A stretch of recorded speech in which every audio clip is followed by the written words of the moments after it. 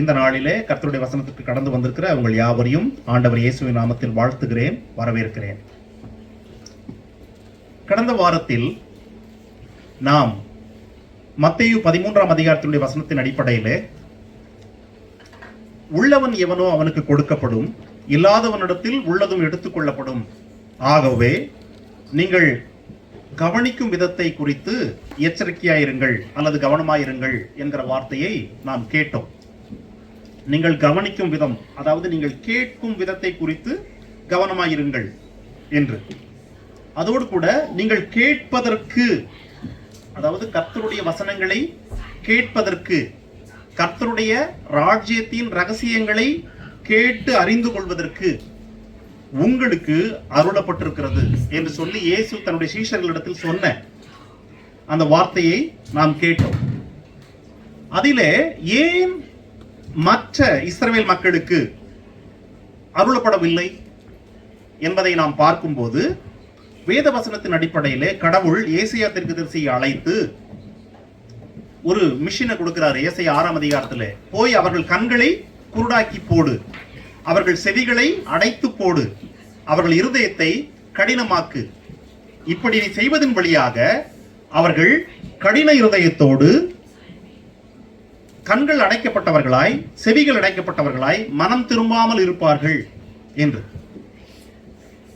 ஆனால் கடவுளுடைய வார்த்தையை கேட்க விரும்பிய அல்லது கடவுளுடைய வார்த்தைகளுக்கு செவிகளை திறந்து வைத்துக் கொண்டே இருந்த அல்லது கடவுள் செய்த ஒவ்வொரு அடையாளங்களையும் பார்த்து விளங்கி கொண்டிருந்த மக்களிடத்தில் ஒன்றும் கடவுள் ஏசாயாவை அனுப்பவில்லை என்று நாம் பார்த்தோம். இஸ்ரவேல் மக்கள் முரட்டாட்டம் பிடித்த மக்கள், கடவுளுக்கு விரோதமாக துரோகம் செய்துவிட்ட மக்கள், ஒரு முறை அல்ல, துரோகம் செய்து கொண்டே இருந்த மக்கள். அவர்களுடைய துரோகம் அல்லது அவர்களுடைய முரட்டாட்டம் என்பது குரோனிக் ஹில்னஸ் ஆயிடுச்சு. It was crony, life time treatment தேவை என்ற கண்டிஷனுக்கு வந்துருச்சு என்பதை நாம் வசனங்களுடைய அடிப்படையிலே பார்த்து இயேசுவின் காலத்தில் இயேசு வசனங்களை சொல்லுகிற போது அவரோடு அமர்ந்திருந்த அவருடைய சீஷர்கள், அந்த அப்போஸ்தலர்களோடு இருந்த மற்ற சீஷர்கள், அவர்களோடு இருந்த ஒட்டுமொத்த மக்கள், ஈவன் 5000 10,000 மக்கள் கேட்டிருந்தாலும் கூட ஒருவருக்கும் புரியவில்லை. Not even a single person learned anything.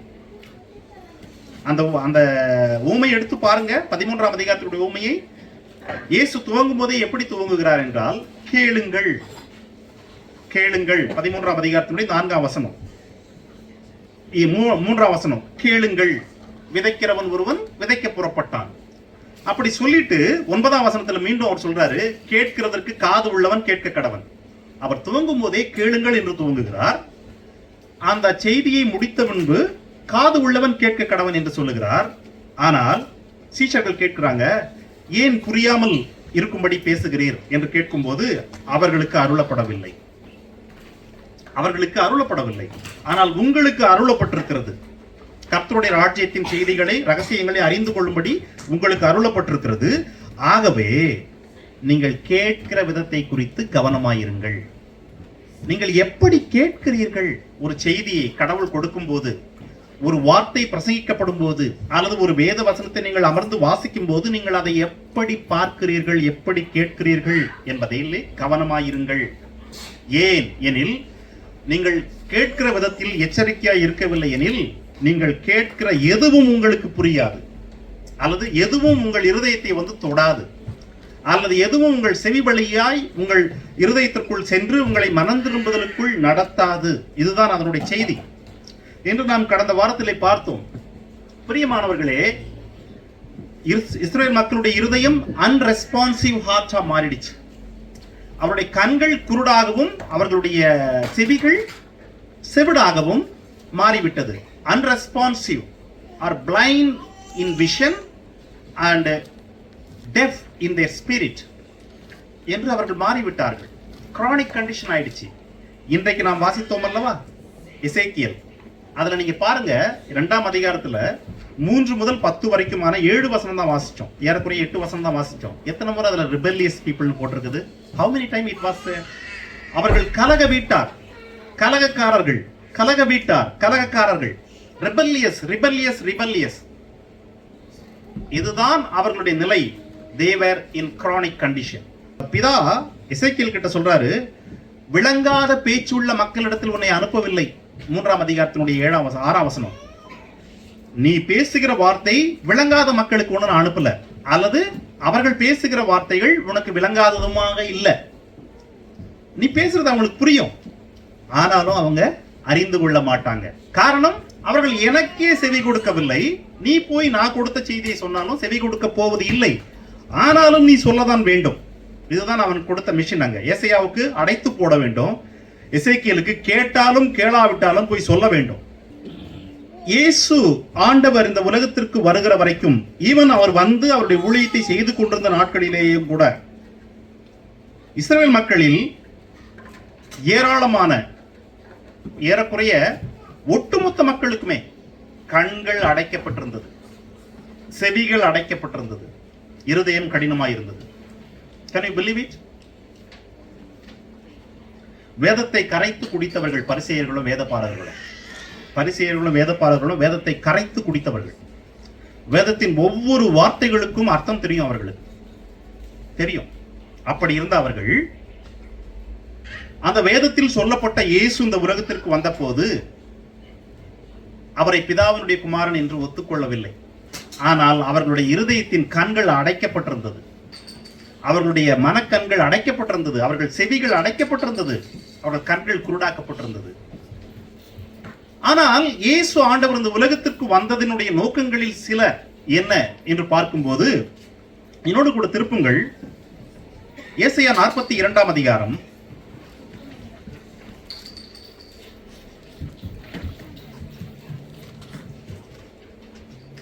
அதிலே கடவுள் இயேசுவை 6ஆம் வசனம், தமிழ்ல, இங்கிலீஷ்ல 7ஆம் வசனம், நீர் குருடருடைய கண்களை திறக்கவும் கட்டுண்டவர்களை காவலில் இருந்தும் இருளில் இருக்கிறவர்களை சிறைச்சாலையிலிருந்து விடுவிக்கவும் நான் உம்மை கையை பிடித்து அழைத்து வந்தேன் என்று கடவுள் சொல்லுகிறார் தம்முடைய குமாரனை பார்த்து. எதற்கு? குருடருடைய கண்களை திறக்க. பிரியமானவர்களே, இங்கே எழுதப்பட்டிருக்கிற குருடருடைய கண்கள் என்பது உண்மையாகவே கண்கள் தெரியாத குருடனை பற்றி அல்ல. ஏனெனில் உண்மையாகவே கண்கள் தெரியாத குருடனை பற்றி எழுதியிருக்கும் பட்சத்தில் இயேசு உண்மையாகவே கண்கள் தெரியாத குருடனை சுகமாக்குனாரு. ஆனா சிறைச்சாலையில் இருந்த ஒருவனை விடுதலையாக்கல. ஏன்னா அடுத்த வார்த்தை சிறையில் உள்ளவனை விடுதலையாக்குவது பத்தி எழுதியிருக்குது. இயேசுவின் காலத்தில் யோவான் ஸ்நானகன் சிறையில் இருந்தான், ஆனால் விடுதலையாக்கப்படவில்லை. சிறையில் இருக்கிற யாரையும் இயேசு ஆண்டவர் விடுதலையில் கொண்டு வரவில்லை. ஆக இங்கே எழுதப்பட்டிருப்பது என்னன்னா, மனக்கண்கள் அடைக்கப்பட்டவர்கள், ஏற்கனவே அடைந்திருக்கிறவர்கள், கர்த்தருடைய செய்தியினால் இன்னும் அடைக்கப்பட்டிருக்கிறவர்கள் ஆகிய அவர்கள் கண்களை திறக்க, கட்டுண்டவர்களை, பாவத்தினால் கட்டுண்டவர்கள், இருளில் சிக்குண்டவர்கள், சிறைச்சாலை இருள் என்கிற பிசாசின் அடித்தளம் என்கிறதான இருளில் சிக்குண்ட மக்களை விடுதலையாக்க கடவுள் அவரை அழைத்து வந்திருக்கிறார். மட்டுமல்ல, அவரை குறித்து அவர் வருகிற போது நடக்கிற காரியங்களை குறித்து மீண்டும் ஒரு வசனத்தை எழுதி வைத்திருக்கிறார். என்னோடு கூட திருப்புங்கள் ஏசாயா 35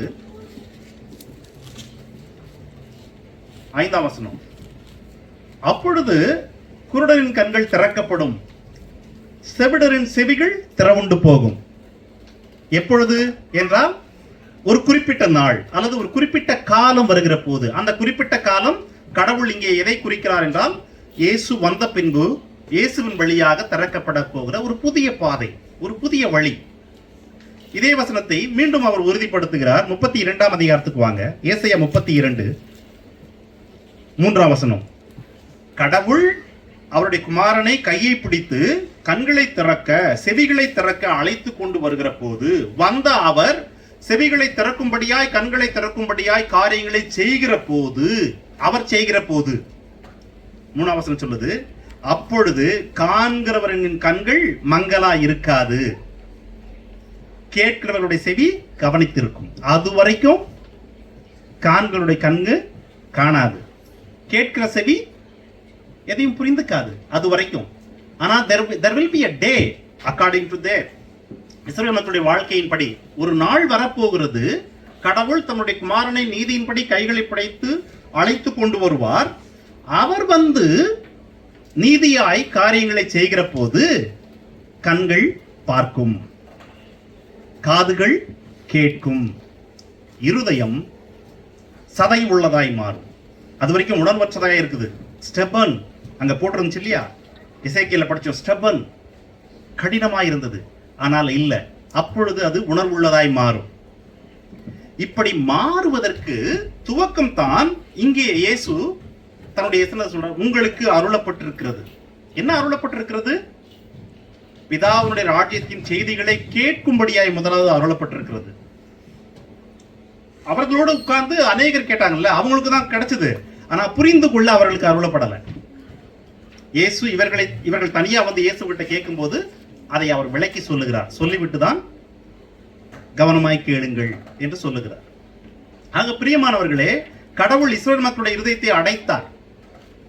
ஏற்கனவே அடைந்திருந்த இருதயத்தை தான் அடைச்சாரே ஒழிய அவர்களுக்கான கதவை அவர் அடைத்து விடவில்லை. அவர்கள் அடைத்துக் கொண்டார்கள். ஆகவே கடவுள் அதை இன்னும் செய்ய சித்தமாயிருந்தார். காரணம், அவர்களுக்கு முன்பு இருந்த ஒரு எல்லையை கடந்து விட்டார்கள். தொடர்ச்சியான ஒரு முரட்டாட்டம், தீராத முரட்டாட்டம், துரோகம் கடவுளுக்கு விரோதமாக என்று அவர்கள் இருந்ததுனாலே, அப்படி இருந்த அவர்களுக்கு தான் கடவுள் கண்களை திறப்ப, செவிகளை திறக்க, இருதயத்தை மீண்டும் உணர்வுள்ளதாய் மாற்ற குமாரனை அனுப்பினார். அப்படி வந்த இயேசு சொல்லுகிறார், கேளுங்க, இந்த 13ஆம் அதிகாரத்தினுடைய 16ஆம் வசனம், மத்தேயு 13:16. அதுல சொல்றாரு, உங்கள் கண்கள் காண்கிறதுனாலும் உங்கள் காதுகள் கேட்கிறதுனாலும் அவைகள் பாக்கியம் உள்ளவைகள். ஒரு மனுஷனுடைய கண்ணு பார்க்குதுன்றதுக்காகவே பாக்கியமா? கண் படைக்கப்பட்டதை பார்க்கிறதுக்கு தானே, காது படைக்கப்பட்டதை கேட்கிறதுக்கு தானே. இயேசு சொல்றாரு, பார்க்கறதுனாலையும் கேட்கறதுனாலையும் பாக்கியம் உள்ளது என்று சொல்லுகிறார். எனும் பட்சத்தில் இவர் எதை பார்ப்பதை சொல்லுகிறார், எதை கேட்பதை சொல்லுகிறார் என்றால் தேவ ராஜ்யத்தினுடைய ரகசியங்கள். ஆண்டாண்டு காலமாக கடவுள் மறைத்து வைத்திருந்த அவருடைய இருதயத்தினுடைய நினைவுகள், திட்டங்கள், மனித குலத்தை குறித்து இஸ்ரவேல் மக்களை தெரிந்து கொண்டார். ஆனால் இஸ்ரவேல் மக்களை தெரிந்து கொண்டது எதற்கு என்றால், அவர்கள் வழியாக ஒரு மீட்பரை கொண்டு வந்து ஒட்டுமொத்த உலகத்தையும் ரட்சிக்க, உலகத்தில் அவருடைய வார்த்தையை கேட்க போகிற எல்லா மக்களையும் ரட்சிக்க என்கிற அந்த செய்தியை கடவுள் இப்படி கொண்டு வந்து சேர்க்கிறார். பிரியமானவர்களே, லிசனிங், அதாவது கேட்பது என்றால் என்ன? லிசனிங் இல்லையா? இந்த ஊர்ல கம்யூனிகேஷன் இஸ் வெரி இம்பார்ட்டன்ட். நான் இங்க வந்து படிச்சேன், கேர் அசிஸ்டன்ட் கோர்ஸ் படிச்சேன். நான் படிக்கும்போது 8 மாடியூல்ஸ் இருக்கு. அதுல முதல் வந்து கம்யூனிகேஷன் ஸ்கில்ஸ். இந்த கம்யூனிகேஷன்ஸ்ல வந்து நாம் பேசுவது, நாம் கேட்பது, நாம் எழுதுவது, இதெல்லாமே ரொம்ப இம்பார்ட்டன்ட். அப்போ கம்யூனிகேஷன்ல தான் இன்னைக்கு நம்ம பார்த்துட்டு இருக்கிறோம். என்னது? லிசனிங். லிசனிங்ல பாத்தீங்கன்னா ஆக்டிவ் லிசனிங்னு ஒன்று இருக்குது, பாசிவ் லிசனிங்னு ஒன்று இருக்குது, செலக்டிவ் லிசனிங்னு ஒன்று இருக்குது. ஆக்டிவ் லிசனிங்னா என்ன என்றால், ஒரு மனிதன் தான் கேட்கிற செய்தியை, அதாவது யார் பேசுறாங்களோ அவங்களுக்கு முன்னாடி அமர்ந்து பிரசன்டா இருந்து ஃபோக்கஸா கேட்கிறது, கேட்டு அதை அப்படியே செயல்முறைப்படுத்துவது ஆக்டிவ் லிசனிங். பாசிவ் லிசனிங்னா என்ன என்றால், மேக்சிமம் இருப்பாங்க முன்னாடி, ஆனா பேசுகிறவருடைய பேச்சை கேட்க மாட்டாங்க. நம்ம ஒருவேளை பார்த்து கொண்டே இருப்பாங்க, ஆனா அவருடைய எண்ணம் இங்கே இருக்காது. It will van der everywhere. அது எல்லா இடத்துக்கும் போயிட்டு இருக்கும். பார்த்து கொண்டே இருக்கிறது போல கண்ணு சிமிட்டாம பார்த்துட்டு இருப்பாங்க சில நேரங்கள்ல. But they are not listening. That is passive listening. ரெண்டாவது, பார்த்துக்கிட்டே இருப்பாங்க. ஒருவேளை வந்து புக்கை இப்படி பண்ணிட்டு இருப்பாங்க, அல்லது ஒருவேளை வந்து கையில் வச்சிருக்க பேனா வச்சு இப்படி கிரிக்கெட் இருப்பாங்க, அல்லது ஏதாவது ஒன்று பண்ணிட்டு இருப்பாங்க. ஆனால் பார்த்துட்டே தான் இருப்பாங்க. Which means they are listening, look like, but they are not, they are doing something. Passive listening. மட்டுமல்ல, அவர்களுடைய எண்ணம் சிதறி இருக்கும், அவர்களுடைய கவனம் சிதறி இருக்கும். அவர்கள் அமர்ந்திருப்பார்கள், ஆனால் காதுகள் இங்கே இருக்காது, காதுகள் வேற எங்கேயோ இருக்கும். அப்ப இங்க உட்கார்ந்துகிட்டு இங்கே கொடுக்கப்படுகிற செய்தியை கேட்காமல் வேறு காரியங்களில் கவனமாக இருக்கிறது தான் பாசிவ் லிசனிங். நீங்க எல்லாரும் இப்ப கேட்டுட்டு தான் இருக்கீங்க. ஐ டோன்ட் நோ எத்தனை பேர் பாசிவ் லிசனிங்ல இருக்கீங்கன்னு. அதுக்கடுத்து இன்னொன்று இருக்குது, என்னதுன்னா, சரி பாசிவ் லிசனிங்ல என்ன போட்டிருக்குன்னா lack of focus and attention. The listener's mind may wander attention and divided between speaker's speech and other thoughts, distractions. இதெல்லாம் கலந்தது தான் பாசிவ் லிசனிங். செலக்டிவ் லிசனிங்னு ஒன்று இருக்குது. அது என்னன்னா, உதாரணத்திற்கு ஒரு பெரும் சென்டென்ஸை சொல்கிறோம், வீடை க்ளீன் பண்ணு, அல்லது பாத்திரங்கள்லாம் கழுவு, இதெல்லாம் எடுத்து வை, இதெல்லாம் இது பண்ணு, நான் உனக்கு பிரியாணி செஞ்சிடறேன் அப்படின்னு ஒரு வேளை சொல்கிறதா இருந்தா, வீடை க்ளீன் பண்ணு, இதெல்லாம் எடுத்து வை, அதை பண்ணு, இது பண்ணுன்றதெல்லாம் வந்து அவங்களுக்கு காதில் விழுந்திருக்காது. பிரியாணி பண்ணுறன்ற வார்த்தை மட்டும் அப்படியே லைட் அடித்த மாதிரி இப்படி கேட்கும். அதுதான் செலக்டிவ் லிசனிங். அவங்களுக்கு அந்த வார்த்தை மட்டும் தான் கேட்கும். Selective listening. பிள்ளைங்கள்ட்ட நீ வந்து இதெல்லாம் சுத்தமாக எடுத்து வை, வீடெல்லாம் எடுத்து வச்சிரு, போர்வையெல்லாம் மடிச்சு வச்சிரு, இதெல்லாம் பண்ணி வச்சிரு, நான் உனக்கு சாக்லேட் வாங்கி தரேன் அப்படின்னு சொன்னாங்க. அவங்களுக்கு சாக்லேட்ன்ற வார்த்தை மட்டும் தான் கேட்கும். அதுதான் செலக்டிவ் லிசனிங். சில பேருக்கு இந்த செலக்டிவ் அம்னீஷியா இருக்குல்ல, செலக்டிவ் அம்னீஷியா, அவங்களுக்கு விருப்பமானது மட்டும் மறந்துடுவாங்க. அது போல இது செலக்டிவ் லிசனிங். இப்படி பள்ளியில மக்கள் இருக்காங்க செலக்டிவ் லிசனிங்ல, டீச்சர் பாடம் நடத்தும் போது கவனிக்காம, கல்லூரியில இருக்கிறாங்க, வேலை ஸ்தலங்கள்ல இருக்கிறாங்க, வீட்டில் இருக்கிறாங்க, சபையிலையும் இருக்கிறாங்க. Selective listening, passive listening, active listening. I want to ask you, நீங்க எந்த கேடல் இருக்கீங்க ஒவ்வொருத்தரும்? I really don't know, but God knows. கடவுளுக்கு தெரியும். அந்த அடிப்படையில தான் இயேசு முன்னாடி 10,000 பேர் உட்கார்ந்து கேட்டுட்டு இருந்தாங்க. இயேசுக்கு தெளிவா தெரியும், யாருக்குமே தெரியாதுங்க. Nobody will understand. Reason? It was not given to them. அவர்களுக்கு கொடுக்கப்படவில்லை. அவர்களுக்கு கொடுக்கப்படல, அதனால தெரியாது. But now the people, those who are sitting here, இயேசு பரத்திற்கு போன பின்பு இயேசுவின் செய்திகள் அறிவிக்கப்படுகிற ஒவ்வொரு இடங்களிலும் இருக்கிற எல்லா மக்களுக்கும் கொடுக்கப்பட்டிருக்கிறது. பட் ஆக்டிவா லிசன் பண்றாங்களா, பாசிவா லிசன் பண்றாங்களா, அல்லது செலக்டிவா லிசன் பண்றாங்களான்றது குறிப்பிட்ட மனிதர்களை பொறுத்தது. நான் சில லிசனிங்ஸ் பைபிள்ல மக்கள் எப்படி கவனிச்சிருக்காங்கன்னு உங்களுக்கு சொல்றேன், கவனிங்க என்னோட கூட. திருப்புங்கள் ப்ளீஸ். அப்போஸ்தலர் 17ஆம் அதிகாரம்.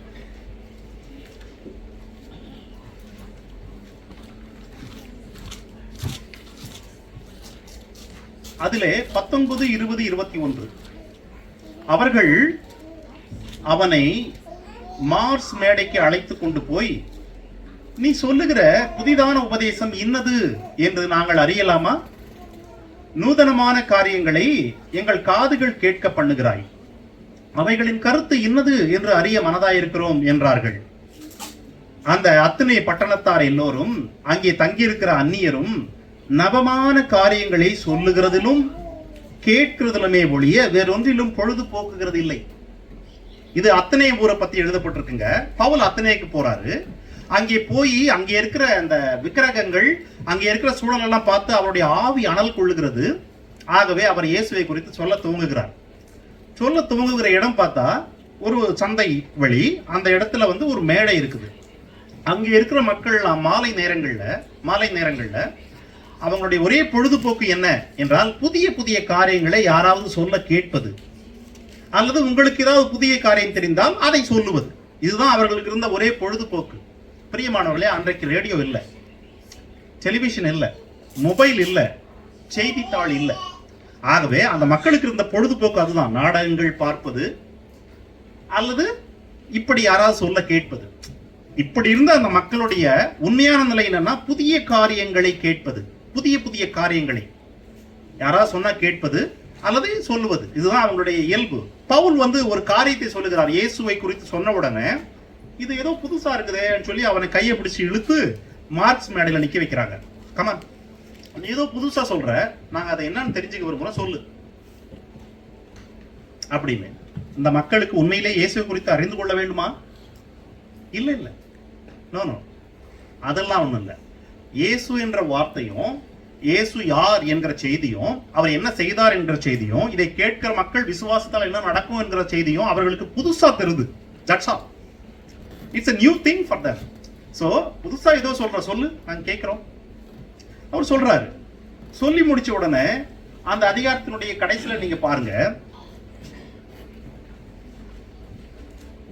32ஆம் வசனம், மரித்தோரின் உயிர்த்தெழுதலை குறித்து அவர்கள் கேட்டபோது சில பேர் இகழ்ந்தார்கள், சிலர் நீ சொல்லுகிறத இன்னொரு வேளை கேட்போம்னு சொல்லிட்டு போயிட்டாங்க. finished. அதுதான் அவர்களுடைய உண்மையான நிலை. அவர்கள் கவனித்தார்கள். எதை கவனித்தார்கள்னா இன்ஃபர்மேஷன். சில செய்தியாளர்கள் செய்தி கொடுக்கும்போது சில குறிப்பிட்ட நல்ல நல்ல இன்ஃபர்மேஷன்ஸை எடுத்து சொல்றாங்கன்னு வச்சுங்களேன், கேட்டுக்கொண்டிருக்கவங்களுடைய மனசு சடனா முழிச்சுக்கும்.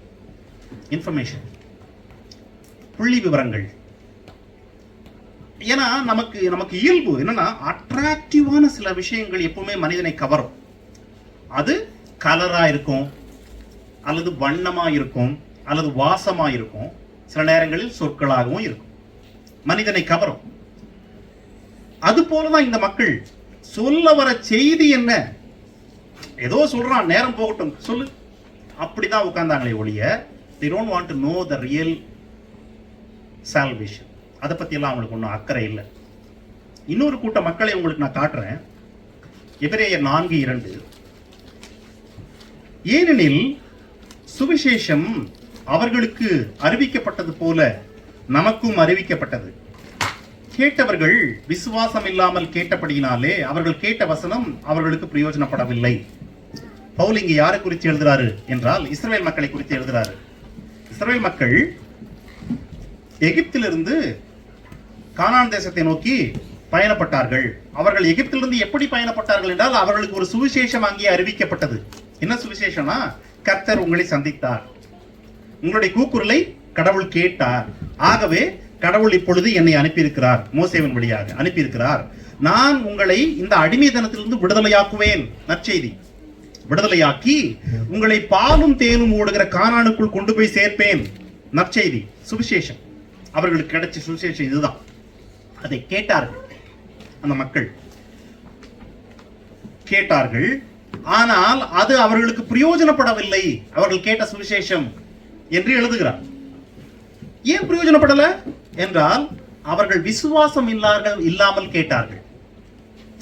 அவங்க சுவிசேஷம் கேட்டிருக்காங்க, உன்னை விடுவிப்பேன், கொண்டு போய் சேர்ப்பேன் என்கிற சுவிசேஷத்தை கேட்டாங்க. ஆனால் அது அவர்களுக்கு பிரயோஜனப்படலை. ஏன் படலை என்றால் அவர்கள் விசுவாசம் இல்லாமல் கேட்டார்கள். பொழுது போவதற்காக கேட்டார்கள். அத்தனை பட்டணத்தார் புதிய காரியமா இருக்கிறதே என்று சொல்லி இவர்கள் விசுவாசம் இல்லாமல் கேட்டார்கள், உதவியா இருக்கவில்லை. விசுவாசம் இல்லாமல் கேட்கிறவர்களுக்கு அந்த வார்த்தைகளினாலே எந்த நன்மையும் இல்லை.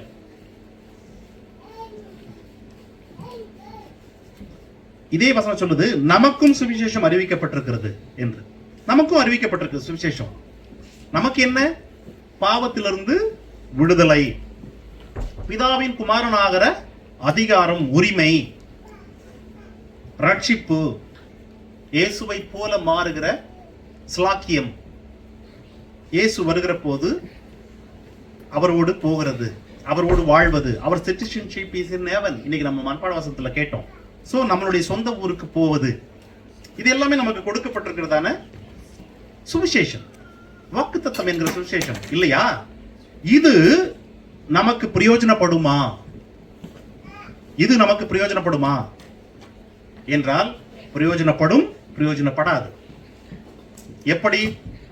அவர்களைப் போலவே விசுவாசம் இல்லாமல் கேட்டால் பிரயோஜனப்படாது. ஆனால் விசுவாசம் உள்ளவர்களாய் கேட்கும் போது பிரயோஜனப்படும்.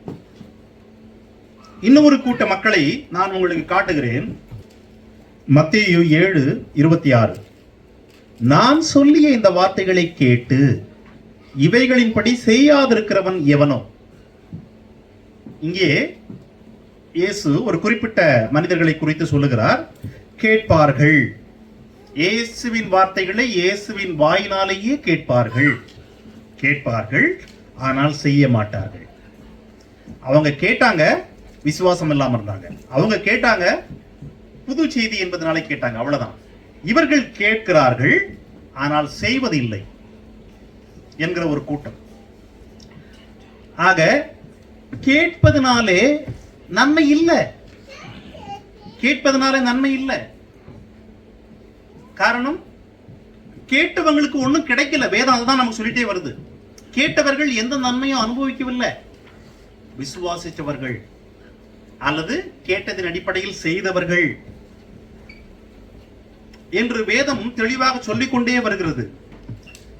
இதே அதிகாரத்தினுடைய 24ஆம் வசனம் பாருங்க. இங்கே ஒரு மனிதனை குறித்து, ஒரு குறிப்பிட்ட வகையான மனிதர்களை குறித்து கடவுள் சொல்லுகிறார். இந்த வார்த்தைகளை, அதாவது நான் சொல்லிய இந்த வார்த்தைகளை கேட்டு அவைகளின்படி செய்கிறவன். ஆக செய்யாதவன் என்கிற ஒரு கூட்டம் இருக்கிறது, செய்கிறவர்கள் என்கிற ஒரு கூட்டம் இருக்கிறது. நாம் எதற்கு ஞாயிறு தவறாமல் ஆலயத்திற்கு வருகிறோம்? எதற்கு வருகிறோம் என்றால் கடவுளை துதிக்க வருகிறோம், கடவுளுக்கு நன்றி செலுத்த வருகிறோம், கடவுளிடத்தில் ஜெபிக்க வருகிறோம், கடவுளுடைய வார்த்தைகளை கேட்க வருகிறோம். இந்த எல்லா காரியமும் அதில் அடங்கி இருக்குது இல்லையா? கேட்ட பின்பு என்ன என்பதுதான் செய்தியே. கேட்ட பின்பு என்ன? ஏனெனில் கேட்டுவிட்டு நாம் கடந்து போய் விடுகிறோம். ஜெபிக்கிறோம், சில நேரங்களில் நம்மை ஒப்பு கொடுக்கிறோம், போயிடுறோம். ஒரு வாரத்திற்கு பின்பு திரும்பி வருகிறோம். கேட்ட பின்பு என்ன? அதன்படி செய்கிறோமா? அந்த வசனம் உன்னை உருவாக்க, அந்த வசனம் உன்னை உடைக்க, அந்த வசனம் உன்னை பண்படுத்த ஒப்பு கொடுக்கிறோமா? ஒப்பு கொடுக்கிறவர்கள், அந்த வசனத்தின்படி செய்ய வாஞ்சிக்கிறவர்கள், அந்த வசனம் தன்னில் கிரியை செய்ய விட்டு கொடுக்கிறவர்கள் ஆகிய மனிதர்கள் தான் அருளப்பட்டவர்கள். உங்களுக்கு அருளப்பட்டிருக்கிறது என்று சொன்னாரே இயேசு, அவர்கள்தான் அருளப்பட்டவர்கள். நாம் வாசித்த அந்த 13ஆம் அதிகாரம் திருப்பிக் கொள்ளுங்க. அந்த 13ஆம் அதிகாரத்தினுடைய 23ஆம் வசனத்துல மீண்டும் ஒரு கூட்ட மக்களை இயேசு சொல்லுகிறார். நல்ல நிலத்தில் விதைக்கப்பட்டவனோ வசனத்தை கேட்கிறவன். இவங்க இத்தனை பேரும் கேட்டாங்க தான். எவ்ரிபடிகள், அத்தனை பட்டணத்தார் கேட்டாங்க, இஸ்ரவேல் மக்கள் கேட்டாங்க. 24ஆம் வசனம் 7ஆம் அதிகாரத்துல அவர்கள் கேட்டாங்க, 26ஆம் வசனத்திலையும் கேட்டாங்க, இவர்களும் கேட்கிறாங்க. ஆனால் இவர்கள் உணர்கிறவனமாயிருந்து, this is the first place, கேட்கிற வசனத்தை உணர்கிற மக்கள். நீங்க பாத்தீங்கன்னா அந்த யாரு கேட்டு உணர்கிறானோ அவன் தான் 100ஆய் 60ஆய் 30ஆய் பலன் தருகிறான். கேட்டு உணராதிருக்கிற அத்தனை பேரும், even if they tasted any miracle in their life, அவர்கள் வாழ்க்கையிலே ஒரு பெரிய அற்புதத்தை ருசித்திருந்தால் கூட, if they not understood and if they not act according to that following, they will not give any fruit for God.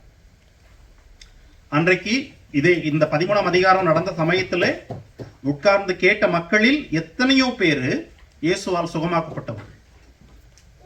சுகமாக்கப்பட்டவர்கள், அற்புதத்தை அனுபவிச்சவங்க. சுவிசேஷத்தை இஸ்ரவேல் மக்கள் கேட்டாங்களே கானான்ல, அவர்களில் 6 லட்சம் புருஷர்கள் ஏறக்குறைய 40 ஆண்டுகள் வானத்திலிருந்து வந்த உணவு சாப்பிட்டாங்க. மன்னாவை, பூமியில் விளையாத ஒரு பொருளை சாப்பிட்டாங்க.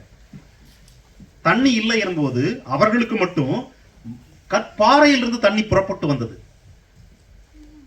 இறைச்சி சாப்பிட வேண்டும் என்று அவர்கள் வாஞ்சித்த போது எங்கேயோ மைல் கணக்கில் இருந்து பறவைகள் பறந்து வந்து அவர்கள் இருந்த இடத்துல விழுந்துச்சு. எடுத்து சாப்பிட்டாங்க. அவர்கள் போட்டுக் கொண்டிருந்த செருப்பு தேயில, அவர்கள் ஆடைகள் கிழிந்து போகல, அவர்கள் கால்கள் வீங்கவில்லை. இதெல்லாம் greatest miracle.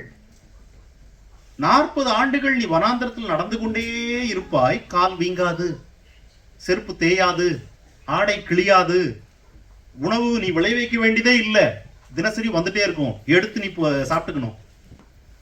Greatest miracle. But அந்த 6 லட்சம் பேர் இறந்து போயிட்டாங்க. they not receive their promise. Reason, அவர்கள் விசுவாசம் இல்லாமல் கேட்டார்கள். The same way, இங்கே கேட்டு உணர்ந்து செயல்படுகிற மக்கள் தான் கடவுளுக்கு பிரயோஜனமானவர்கள். ஆகவே தான் இயேசு அவருடைய செய்திகள், அநேக செய்திகள் நீங்க பாருங்க, கேட்பதை குறித்து அதிகமா பேசியிருக்கிறார். ஒவ்வொரு ஓமை சொல்லிட்டு அவர் சொல்லுவாரு, கேட்கிறதற்கு காது உள்ளவன் கேட்க கடவுள். அது உட்கார்ந்து கேட்டு இருந்தவங்களாம் ஒருவேளை புரியல என்பதனாலே அவர்களுக்கு சிரிப்பா இருந்திருக்கும். என்னையா இது, கேட்பதற்கு காது உள்ளவன் கேட்க கடவுள், நம்ம இப்ப இங்க எதுக்கு உட்காந்துக்கிறோம்? கேட்கறதுக்கு தான் உட்காந்துக்கிறோம். இவர் ஏன் எப்படி சொல்றாரு இல்லையா? ஏன் அதை எழுதி வச்சிருக்கு நமக்கு இப்ப தெரியும். வெளிப்படுத்தின விசேஷம் 2-3 அதிகாரம், அந்த 2 அதிகாரத்தை போய் படிச்சு பாருங்க. 7 சபைகளுக்கு கடவுள் செய்தி கொடுக்கிறார். ஒவ்வொரு சபைக்கும் கொடுத்த கடைசி லைன் செய்தி என்னன்னாக்கா, கேட்கிறதற்கு காது உள்ளவன் கேட்க கடவன். ஆவியானவர் இப்பொழுது சபைகளுக்கு சொல்லுகிற இந்த செய்தியை கேட்க காது உள்ளவன் கேட்க கடவன். அவர் அப்போ இந்த காதை தான் மென்ஷன் பண்ணாரா? நோ நோ நோ, இருதயத்தினுடைய செய்தி அதான் அவர் மென்ஷன் பண்றாரு. ஆகவே வசனத்தை கேட்டு அற்புதங்களை ருசிச்சு பிரயோஜனம் இல்லாமல் போனவர்கள் எப்படி இருக்கிறார்களோ அதே போல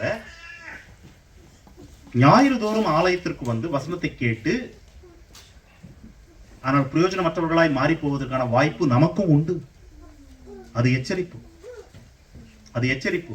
ஆகவேதான் இயேசு சொல்றாரு, கேட்கிற விதத்தை குறித்து கவனமாயிருங்கள், கேட்கிற விதத்தை குறித்து கவனமாயிருங்கள். அப்போஸ்தலர் 26:18 அதிலே கடவுள் அப்போஸ்தலனாகிய பவுலை அனுப்புகிறார். எங்கே அனுப்புகிறார் என்றால் தூர தேசத்திற்கு அனுப்புகிறார். அதாவது புறஜாதி மக்களிடத்தில் அனுப்புகிறார். அனுப்பிவிட்டு அவருக்கு கொடுத்த டாஸ்க் என்ன அப்படின்னு பார்த்தா, அவர்கள் என்னை பற்றும் விசுவாசத்தினாலே பாவ மன்னிப்பையும் பரிசுத்தமாக்கப்பட்டவர்களுடைய சுதந்திரத்தையும் பெற்றுக் கொள்ளும்படியாக அவர்கள் இருளை விட்டு ஒளியினிடத்திற்கும் சாத்தானுடைய அதிகாரத்தை விட்டு தேவனிடத்திற்கும் திரும்பும்படிக்கு நீ அவர்களுடைய கண்களை திறந்து போடு. அதாவது அவர்கள் கண்களை திறக்க உன்னை அனுப்புகிறேன். ஏசாயாவை எதுக்கு அனுப்புனாரு? கண்களை அடைக்க அனுப்புனார். இருதயத்தை கொளுத்ததாக அனுப்புனார். செவிகளை அடைக்க அனுப்புனார். பவுலை இப்ப எதுக்கு அனுப்புறாரு? கண்களை திறக்க அனுப்புகிறார். அன்றைக்கு அடைக்கப்பட்ட கண்கள் இஸ்ரவேல் மக்களுக்கு இயேசு வந்து இயேசுவே பேசும்போது கூட திறக்கப்படவில்லை. ஆனால் பரிசுத்த ஆவியானவர் பெந்தெகோஸ்தே நாளில் பொழிந்த பின்பு கண்கள் திறக்கப்பட்டது மக்களுக்கு, செவிகள் திறக்கப்பட்டது, இருதயம் உணர்வுள்ளதாய் மாறிற்று. இது நடந்தது எருசலேமில். ஆனா உலகம் முழுவதும் இருக்கிற மற்ற மக்களுக்கு அது இன்னும் தொடர்பில் வரல.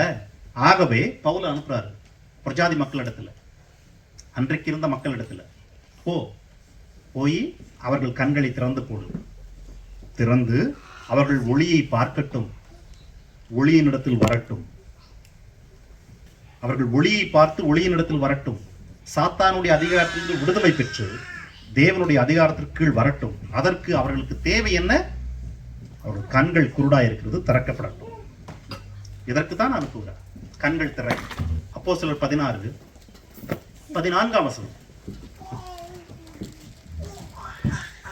அப்பொழுது தியத்தீரா ஊராளும் ரத்தாம்பரம் விற்கிறவருமாகிய தேவனை வணங்குகிறவர்களுமாகிய லிதியாள் என்னும் பேர் உள்ள ஒரு ஸ்திரீ பவுல் பேசுவதை கேட்டுக் கொண்டிருந்தாள். பவுல் சொல்லியவைகளை கவனிக்கும்படி கர்த்தர் அவள் இருதயத்தை திறந்தருளினார். யார் இருதயத்தை திறந்ததுங்க? கடவுள். God opened Lydia's heart. இருதயத்தை திறந்தார். அது வரைக்கும் இருதயம் என்னவா இருந்தது? அடைக்கப்பட்டிருந்தது. இருதயம் அடைக்கப்பட்டிருக்குது. God opened the heart. கடவுள் ஏன் லிதியாவுக்கு மட்டும் ஓபன் பண்ணாரு என்று பார்க்கும்போது, லிதியாவுடைய listening was active listening according to God, because he is above. He can see everybody's heart. எல்லாருடைய இருதயங்களையும் அவரால் பார்க்க முடியும். ஆகவே அங்க உட்கார்ந்திருந்த ஒரு கூட்ட மக்கள்ல அந்த பெண்மணியினுடைய கவனிக்கும் தன்மையை கடவுள் பார்க்கிறார். It is active listening. since she is having active listening and God sees her heart, அவள் அதை அறிந்து கொள்ள, உணர்ந்து கொள்ள, அதை விசுவாசிக்க அவளுடைய இருதயத்தை திறக்கிறார். You see that? This is God's way, my dear brothers. கடவுளுடைய வழி இதுதான். கர்த்தருடைய வசனம் அறிவிக்கப்படுகிற போது, கடவுள் உங்களிடத்தில் பேசுகிற போது, நீங்களே வேதம் வாசிக்கும் போது, if you are an active listener, then God will open your heart to understand the mysteries of God. தேவனுடைய ராஜ்யத்தின் ரகசியங்களை அறிந்து கொள்ளும்படி கடவுள் உங்கள் கண்களை திறப்பார், இருதயத்தை திறப்பார். இதுதான் கடவுளுடைய வழிமுறை. இயேசு ஆண்டவர் பூமிக்கு வந்தாரு, பரிசுத்த ஆவி வந்துச்சு, ஆகவே கண்கள் திறக்கப்பட்டது, செவிகள் திறக்கப்பட்டது என்கிற அளவுக்கு நாம் வந்துவிட்டோம் இல்லையா? ஆனாலும் கூட எல்லாருடைய கண்களும் திறக்கப்படவில்லை, எல்லாருடைய இருதயங்களும் திறக்கப்படவில்லை. இஸ்ரவேல் மக்கள்ல ஐ எம் டாக்கிங். இன்று வரைக்கும் அது உண்மை. இன்றைக்கும் அநேக இஸ்ரவேலர்கள் இயேசுவை கடவுளாய் ஏற்றுக்கொள்ளவில்லை. இயேசுவை கடவுளாய் ஏற்றுக்கொள்ளவில்லை. ஏன் ஏற்றுக்கொள்ளவில்லை என்றால், it is not their personal choice. It is their personal choice also, but still it is God's plan. Turn with me. ரோமர் 11ஆம் அதிகாரம். ரோமர் 11ஆம் அதிகாரம் 25ஆம் வசனம். ரோமர் 11:25. மேலும் சகோதரரே, நீங்கள் உங்களையே புத்திமான்கள் என்று எண்ணாதபடிக்கு ஒரு ரகசியத்தை நீங்கள் அறிய வேண்டும் என்று இருக்கிறேன். என்ன ரகசியம்? அது என்னவெனில், பிரஜாதியாருடைய நிறைவு உண்டாகும் வரைக்கும் இஸ்ரவேலில் ஒரு பங்குக்கு கடினமான மனது உண்டாயிருக்கும். கடவுள் பிரஜாதி மக்களையும் ஆபிரகாமுடைய ஆசீர்வாதத்தில் பங்கெடுப்பதற்கு கிறிஸ்துவின் வழியாய் வந்த பரிசுத்த ஆவியின் மூலமாக அந்த ஆசீர்வாதத்தில் பங்கெடுக்க அழைப்பு விடுத்தார். அது நடந்து கொண்டிருக்கிறது. அதனுடைய நிறைவு, பிரஜாதியாரில் எவ்வளவு பேர் கடவுள் தெரிந்து கொண்டிருக்கிறார் என்பது கடவுளுக்கு தெரியும். அந்த நிறைவு முடியும் வரைக்கும் இஸ்ரவேலில் ஒரு பகுதிக்கு இன்னமும் கடினமான மனது உண்டாயிருக்கும். பரிசுத்த ஆவி வந்த போது அந்த கடினமான மனது திறக்கப்பட்டது. ஒரு சில மக்களுக்கு, ஏற்றுக்கொண்டவர்களுக்கு. இன்னும் அநேகருக்கு கடினமான இருதயம் இருக்கிறது என்று வேதம் சொல்லுகிறது. ஆகவே தான் அவர்களுக்கு இன்னும் கடினமான மனது இருக்கிறது. பிரஜாதியார்களுக்கு செய்தி இன்னும் கடந்து போய் கொண்டே இருக்கிறது. கடவுளுடைய சித்தம் நிறைவேறி கொண்டே இருக்கிறது. பிரியமானவர்களே, it's very important when you come to church. நாம சர்ச்சில் வந்து சும்மா வந்து அட்டெண்டன்ஸ் போட்டு போக வேண்டிய அவசியமே இல்லை. There is no need for any attendance weekly. No. You need to come to church to praise God and thank Him and worship Him. எப்படி worship பண்ண முடியும் கடவுளை என்றால், அவருடைய வார்த்தைகளை கேட்டு உன்னை அவருக்கு ஒப்புக் கொடுப்பதன் வழியாக. உன்னை ஒப்புக் கொடுக்க வேண்டும் எனும் போது நீ கேட்க வேண்டும். கேட்பது உனக்கு புரிய வேண்டும். கேட்பதை நீ ஒத்துக்கொள்ள வேண்டும். கேட்பதற்கு உன் செவிகள், உன் இருதயங்கள் திறந்திருக்க வேண்டும். ஆகவே தான் கேட்பது மிக அவசியம். கேட்கிற விதம் மிகவும் கவனத்திற்குரியதாக இருக்க வேண்டும். இவ்வளவு நடந்த பின்பும் ஒரு குறிப்பிட்ட மக்களை குறித்து வேதம் எழுதுகிறது. எபிரேயர் 5ஆம் அதிகாரம், Hebrews chapter 5 verses 11.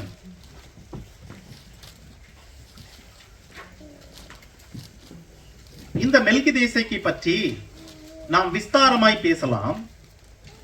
நீங்கள் கேள்வியில் மந்தமுள்ளவர்களானபடியால் அதை விளங்க பண்ணுகிறது அரிதாயிருக்கும். கேள்வியில், கேள்வி என்று இங்கே சொல்வது கொஸ்டின் இல்ல. கேள்வி என்பது நம்மளை பொறுத்த வரைக்கும் கொஸ்டின். ஆனா இங்கே கேள்வி என்று பயன்படுத்தப்பட்டிருப்பது, it is not about question, it is about hearing or it is about listening. கேட்பதில், அதாவது கேட்பதில் அல்லது லிசன் பண்ணுவதில் நீங்க ரொம்ப டல். எபிரேய மக்களுக்கு அவர் எழுதுகிறார், you are very dull in hearing. Dull in hearing. Though God open your ears, though God open your eyes, though God open your heart, still you are dull in hearing. என்று அந்த மக்களுக்கு எழுதுகிறார் பரிசுத்த ஆவியானவர். My question is, last week நான் சில கேள்விகளை கேட்டேன். என்ன கேள்வி கேட்டேன்னா, are you one of the rebellious son or daughter like Israel people? Are you one of the rebellious wife like Israel people? Are you one of the rebellious family like Israel in this church or in any other church? Are you one of the rebellious person? ஒரு முரட்டாட்டம் உள்ள மனிதனா, பெண்ணா, மனைவியா, பிள்ளையா என்ற கேள்வி எழுப்பணும். இன்றைக்கு are you one of the dull hearing person? உங்களுடைய செவிகள் அடைந்திருக்குதா? Are you one of the dull hearing? Are you one of the passive listener? Or are you one of the selective listener? Or are you one of the active listener? என்ற கேள்வியை உங்களுக்குள் எழுப்பிக் கொள்ளுங்கள். ஏனெனில் வேதம் mark 4ஆம் அதிகாரம் திருப்புங்க. Mark 4 அதில் 24ஆம் வசனம். மார்க்கு 4:24. அந்த வசனத்தை நான் வேறொரு மொழியாக்கத்தில் படிக்கிறேன். வேறொரு மொழியாக்கம் இது. அதுல pay close attention to what you hear. The closer you listen, the more understanding you will be given. You see that? Pay close attention what you hear. நீ எதை கேட்கிறாயோ அதை கூர்ந்து கவனி.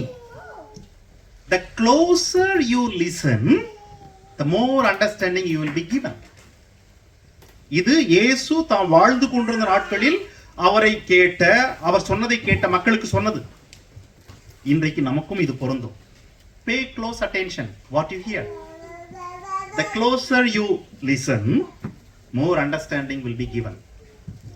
நீ ரொம்ப கூர்மையாய் கவனித்து கேட்டாய் என்பது எப்படி புலப்படும் இந்த உலகத்திற்கு என்றால், உதாரணத்திற்கு நீ உன் மனைவியை மன்னிக்க வேண்டிய நிலையில் இருக்கிறாய், அல்லது உன் கணவனிடத்தில் மன்னிப்பு கேட்க வேண்டிய நிலையில் இருக்கிறாய் என்று வைத்துக் கொள்ளுங்கள். வசனத்தை கேட்கிறீர்கள். வசனம் சொல்லுகிறது, மனப்பூர்வமாய் மன்னியுங்கள் என்று சொல்லுகிறது வசனம். நீ கூர்ந்து கவனிக்கிறாய் என்பது எப்படி விளங்கும் எனால், உன் மனைவியை மன்னிக்கும் போது அல்லது உன் கணவனிடத்தில் மன்னிப்பு கேட்கும் போது. You see that? கூர்ந்து கவனி. கூர்ந்து கவனிக்கிறாய் என்றால் நீ செயல்படுவாய். நீ செயல்படுகிறாய் எனும் போது கடவுள் அவருடைய வார்த்தையை நிறைவேற்றுகிறார். He will give you more understanding. More understanding because you are an active listener. கேட்கிறாய், கேட்டதை செயல்படுத்துகிறாய். ஆகவே God will give you more understanding. This is what God's way. இதுதான் கடவுளுடைய வழி. பிரியமானவர்களே, we are in the last time. கடைசி நாட்களில் நாம் வாழ்ந்து கொண்டிருக்கிறோம்.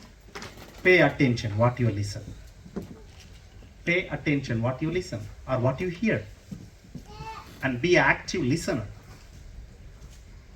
And be a person, a daughter or son or woman or man whom God final day, can God save in final day. Well done my dear son. Well done my dear daughter என்று சொல்லும்படியாய் கவனிக்கிறவர்களாய் இருங்கள். கவனித்து செயல்படுகிறவர்களாய் இருங்கள். மீண்டும் அந்த வசனத்தை திருப்புங்க. எது? லூக்கா 8:18. ஆதலால் நீங்கள் கேட்கிற விதத்தை குறித்து கவனியுங்கள். கேட்கிற விதத்தை குறித்து கவனியுங்கள். புது புது செய்தியா, புது புது தகவலா கொடுக்குறாங்களா, நியூ இன்ஃபர்மேஷனா வருதா? என்னுடைய இயல்பு அது. ஆக்சுவலா என்ன இயல்புனா, புது செய்தி வருதுனாவே ரொம்ப ஆர்வமா கேட்பேன். புதுசா ஒரு இன்ஃபர்மேட்டிவான இன்ஃபர்மேஷன் யாராவது கொடுக்குறாங்க அப்படின்னா கூர்ந்து கவனிப்பேன். இது நான் மட்டும் இல்ல, என்னை போல அநேக மனிதர்களுடைய நிலை இதுதான். இன்ஃபர்மேஷன் கலெக்ட் பண்ணிக்கிறதுல எல்லாருக்குமே ஒரு நல்ல ஒரு விருப்பம் இருக்குது. இன்ஃபர்மேட்டிவ், அது பிரயோஜனமற்றது. அத்தனை பட்டணத்தார் இன்ஃபர்மேஷனை எடுத்துக்கிட்டாங்க. It not help them. அப்போஸ்தலர் 17:34 அவங்க எல்லாரும் விட்டுட்டு போயிட்டாங்க, பவுலை இகழ்ந்து போயிட்டு. 34 போட்டது, ஆனால் சிலர் விசுவாசிகள் ஆனார்கள். சிலர், அந்த அவ்வளவு பெரிய கூட்டத்திலையும் சிலர் விசுவாசிகளானார்கள். அவர்கள் யாருன்னா, மார்க்ஸ் மேடையின் நியாயாதிபதிகளில் ஒருவனாகிய தியோனீசியு என்பவனும், தாமரி என்னும் ஒரு பெண்ணும், இன்னும் சில பேரும். இவ்வளவு பேர் தான். ஒரு பெரும் கூட்ட மக்கள் கேட்டாங்க இன்ஃபர்மேஷனை. பட் ஆல்மோஸ்ட் ஒரு 3 to 4 or 5 people only active listeners, and they took it and they got become children of God. You see that? ஆக கேட்கிற விதத்தை குறித்து கவனியுங்கள். வீக் ஆஃப்டர் வீக் நம்ம வசனத்தை கேட்டாலும் கூட செயல்படவில்லை எனும்போது பிரயோஜனமற்றது. அந்த வார்த்தைகள் நமக்கு உதவியற்றதாய் மாறிவிடும், பலனற்றதாய் மாறிவிடும். ஆகவே நீங்க வாரம் தவறாம, நான் ஏற்கனவே சொன்னது போல, கடந்த வாரம் கூட சொன்னேன் பிரதருடைய சாட்சிக்கு அப்புறம், இந்த சபையில அநேக கடினமான உபதேசங்கள் தான் கொடுக்கப்படுது. வீக் ஆஃப்டர் வீக் மனம் திரும்பு என்ற செய்தி, மனம் திரும்பு என்கிற செய்தி தான் அதிகமா நம்ம கொடுக்கிறோம். ஒவ்வொரு விதமான பாவத்தில் இருந்தோம் மனம் திரும்பு என்கிற செய்தியை கேட்பது எளிது அல்ல இன்றைக்கு இருக்கிற மனித உலக குலத்திற்கு, இன்றைக்கு இருக்கிற வாழ்வு முறைக்கு. ஆனால் நீங்கள் பொறுமையாய் அமர்ந்து கேட்கிறீர்கள், நல்லது. But my question is, are you a passive listener or active listener or selective listener? That's important. உட்கார்ந்து கேட்கிறீங்க என்பதற்காகவே நீங்கள் ஆசீர்வதிக்கப்பட போவது இல்லை. இயேசுவுக்கு முன்னாடி உட்கார்ந்து அத்தனை பேரையும் பார்த்து உங்கள் கண்கள் காண்கிறது, ஆகவே பாக்கியம் உள்ளவர்கள் சொல்லல. அவருடைய சீஷர்களிடம் மட்டும் தான் சொன்னார். which means அந்த சீஷர்களுடைய எதிர்கால வாழ்க்கையை இயேசு அறிந்து வைத்திருந்தார், அவர்கள் என்னவாய் மாறப் போகிறார்கள் என்பதை. ஆகவே அவர்கிட்ட சொன்னாரு பாக்கியம் உள்ளது என்று. எனக்கு தெரியாது what is your future going to be, but God knows. ஆகவே pay attention, pay close attention the way you hear. First of all, the thing what you hear. Second,